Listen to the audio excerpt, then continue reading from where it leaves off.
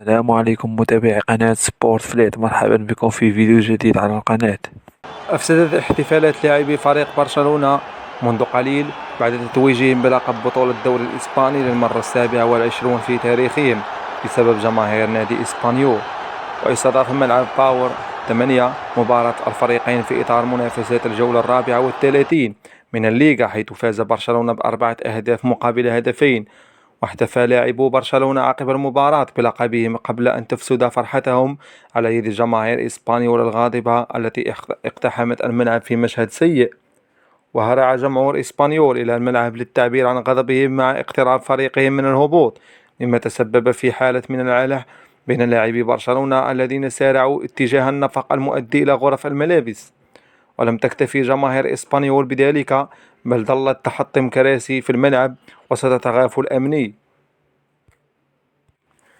نعم، هو أكثر من مجرد لقب. برشلونة اليوم في عيد، ويحق له الاحتفال حتى مطلع الموسم المقبل، وليس فقط خلال الأيام القليلة المتبقية من عمر الموسم الحالي. سيظل عالقا في الأذهان إلى الأبد بالنسبة إلى جماهير الكتالونية.